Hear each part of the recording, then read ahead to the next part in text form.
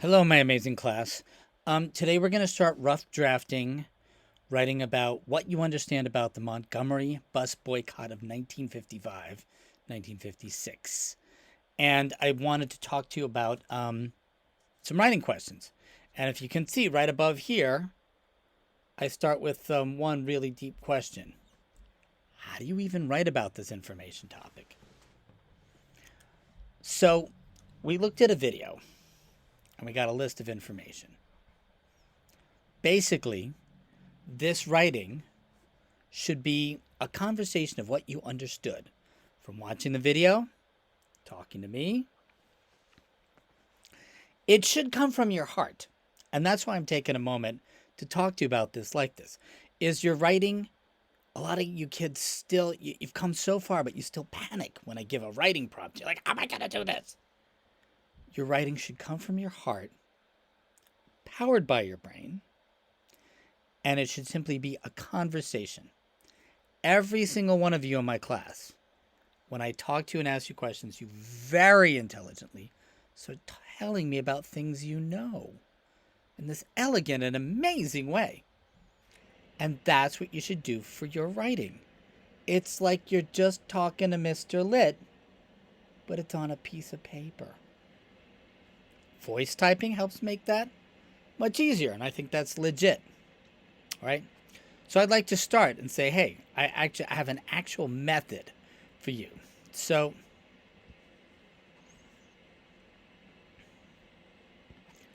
the writing prompt is explain in simple ways, like you're teaching somebody your age, what the Montgomery bus boycott was really all about. And I want to give you an actual method. Read down the list of questions I gave you and answer them like you're talking to me. And you're going to find your writing flowing like you wouldn't even believe. Naturally. Almost as if like it's not that much work. So I gave this list of questions.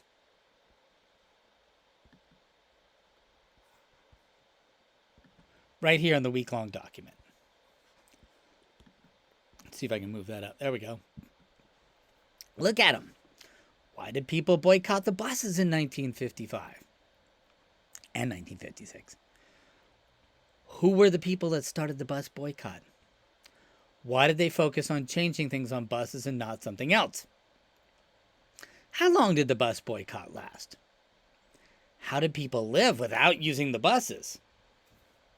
How did the bus boycott end?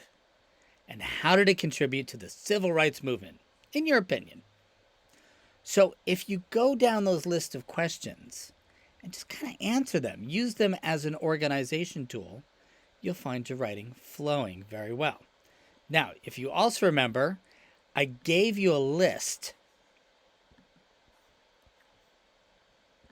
of key things from the video. And the reason I gave you this list is, in the Zoom schooling and all the distractions and everything, it's a lot to ask you guys to keep pausing the video and type down lists. I thought it'd help. So this is the list of key things that I thought the video was about. And I'm really hoping that you follow the directions and watch the video a second time and looked at this list, because that's what the directions said. It said, look at this list. Is there something you take away? Is there something you add? I also linked an article, which I asked you to read the first two paragraphs on yesterday, on Monday, which had one more important fact in the second paragraph. And I wanted you to get that one. Why Rosa, basically. Why Rosa Parks? So, these are all on the assignment sheet. I'll show you.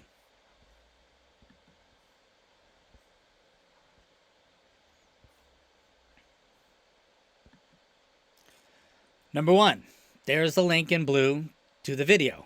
Number two, there's the link to the list of key facts that I just showed you. Number three, there's the link to the article that you're supposed to read the second paragraph and come up with a thing on your own. Now, in today's work, under Tuesday's work, because this is for Tuesday, I have another article about a really cool person. And I'm going to help you out with this one. You don't have to read the whole article. And this is what I'm hoping to teach about information text. It's not supposed to be this burden of, oh my God, I've got hours of reading. No, you can scan things and pull out tasty parts and use it like you're a painter and you're just dabbing other colors. So here's the article. It's a really cool person.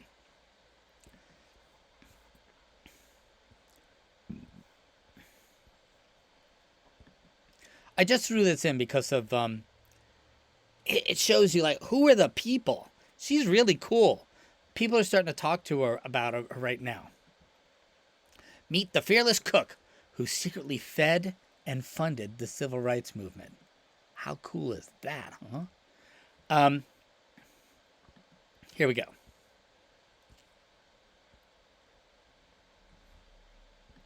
Her name is Georgia Gilmore.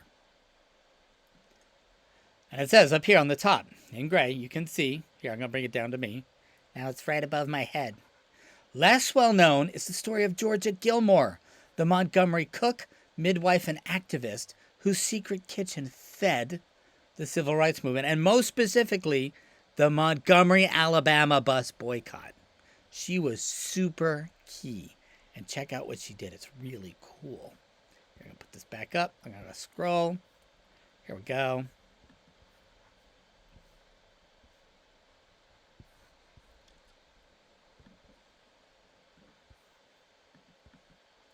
What basically she did, and you'll see what I have organized up there, is she organized black women to sell pound cakes, sweet potato pies, fried fish, stewed greens, like really good food to all kinds of people. Not just black people, white people, just people. And it was really successful. And the women felt like they could do this because if they were caught participating in the boycott by fundraising or being activists or something, they could get fired from their jobs. They could get evicted from their homes. If they were just walking to work and participating in the bus boycott, people didn't, hassle them as much.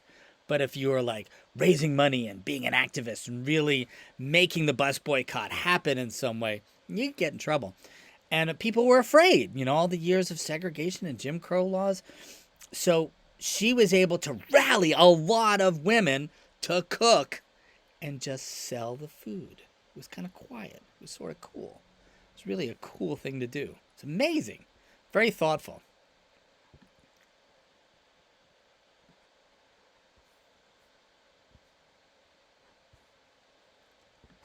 So the money she raised helped pay for the alternative transportation system that arose in Montgomery during the 381-day bus boycott. They raised money to buy cars and to fuel cars and to pay the insurance. And at one point in the bus boycott, they had cars that were running the same routes as the buses and keeping people off the buses. How did they pay for them? This lady selling food. Isn't that just amazing?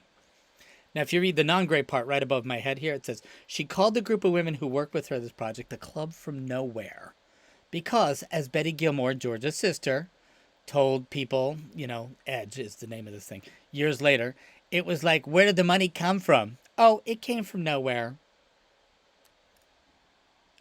So I just showed this to you to add to your writing. And where would it specifically come under? I think...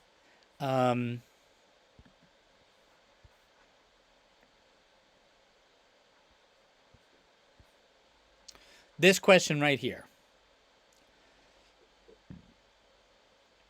How do people live without using the public buses?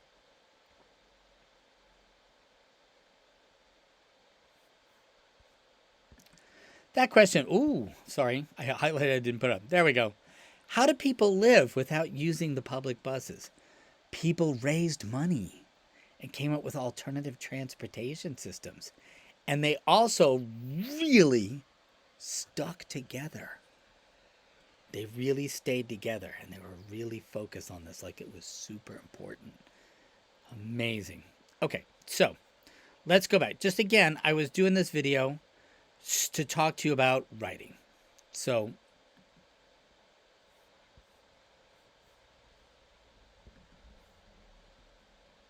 read down the list of questions they gave you. Simply answer them like you're talking to me. Honestly, it's a great method. Your writing should come from your heart, powered by your brain. All right? Honestly, people.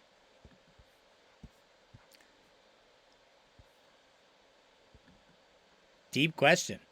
How much do you copy words from Mr. Litt of the article? When is it like plagiarism? Right? Well, here's an answer for you. You have to use a lot of the words that I gave in the list, in the articles. You're just going to have to. That's how it is. That's how you convey information. You hear information, you're retelling information. But here's where plagiarism and your work are different. You try to arrange them in a way that is your voice speaking. And that's why I say learn and understand things and just come from your heart. When you do, people know. And they know you heard a lot of words from somewhere else. But they know it's you using the words to express what you learn. And that's not copying. That's learning.